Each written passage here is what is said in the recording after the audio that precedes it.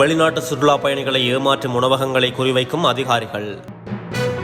வவுனியா சிறுமியின் மரணத்திற்கு நீதி கோரி ஆர்ப்பாட்டம்.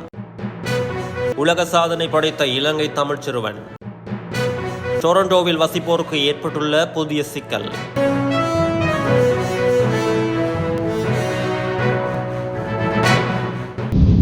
இலங்கைக்கு வரும் வெளிநாட்டு சுற்றுலா பயணிகளை ஏமாற்றி உணவு விற்பனையில் ஈடுபடும் உணவகங்களை தேடி தீவிர சோதனைகளை மேற்கொண்டு வருவதாக நுகர்வோர் அதிகார சபை தெரிவித்துள்ளது.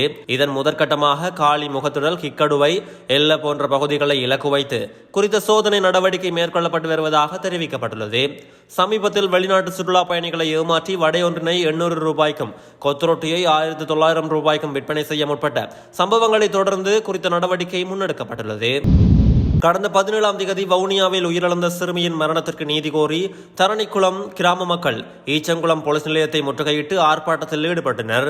தரணிக்குளம் கிராமத்தில் வீட்டில் தூக்கில் தொங்கிய நிலையில் 17 வயதுடைய சிறுமியின் சடலம் கடந்த 17ஆம் தேதி மீட்கப்பட்டிருந்தது. இந்த நிலையில் நேற்றைய தினம் இறுதிக்கிரியைகள் இடம்பெற இருந்த வேளை சிறுமியின் இறப்பில் சந்தேகம் இருப்பதாக தெரிவித்து சிறுமியின் வீட்டுக்கு முன்பாக கிராம மக்கள் மற்றும் உறவினர்கள் ஆர்ப்பாட்டம் ஒன்றை முன்னெடுத்தனர். அத்தோடு சிறுமியின் மரணத்திற்கு சிறிய தந்தையாரே காரணம் எனவும் தெரிவித்து போராட்டம் முன்னெடுக்கப்பட்டிருந்தது. மரணித்த சிறுமியின் வீட்டில் இருந்த பேரணியாக ஈச்சங்குளம் போலீஸ் நிலையத்திற்கு சென்று போலீஸ் நிலையத்தையும் முற்றுகையிட்டமையுடன் வீதியை மறித்து ஆர்ப்பாட்டத்திலும் ஈடுபட்டனர். நுவரெலியா லவ்வர்ஸ் லீஃப் பகுதியை சேர்ந்த 6 வயதான சிறுவர் ஒருவர் சோழன் உலக சாதனை புத்தகத்தில் இடம் பிடித்துள்ளார். குறித்த சிறுவன் தமக்கு காண்பிக்கப்பட்ட சகல உடல் உறுப்புகளின் பெயர்களையும் சரியாக கூறியதோடு அதிக உடல் உறுப்புகளின் பெயர்களை கூறி இந்த சாதனையை படைத்துள்ளார். அதே பகுதியை சேர்ந்த கலைநேசன் ஹர்ஷித் என்ற சிறுவனை இந்த சாதனையை படைத்துள்ளார்.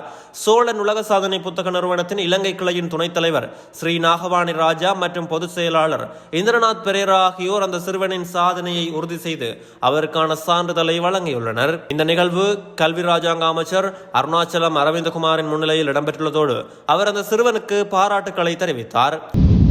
டொரண்டோ மற்றும் அதனை அண்டிய பகுதிகளில் வசிக்கும் பலர் வீட்டு வாடகை பிரச்சனையால் வேறு இடங்களுக்கு செல்ல முயற்சிப்பதாக தெரிவிக்கப்படுகிறது. டொரண்டோவில் 2 படுக்கை அறைகளை கொண்ட வீடு ஒன்றின் சராசரி வாடகை தொகை $3000 ஆகும். வீட்டு வாடகை பிரச்சனையால் நகரை விட்டு வெளியேறுவதற்கு சுமார் 60% வாடகை குடியிருப்பாளர்கள் முயற்சித்து வருவதாக தெரிவிக்கப்படுகிறது. கடந்த 2016ஆம் ஆண்டு முதல் 2021ஆம் ஆண்டு வரையிலான காலப்பகுதியில் டொரண்டோவில் வீட்டு வாடகை தொகை 30% உயர்வடைந்துள்ளது.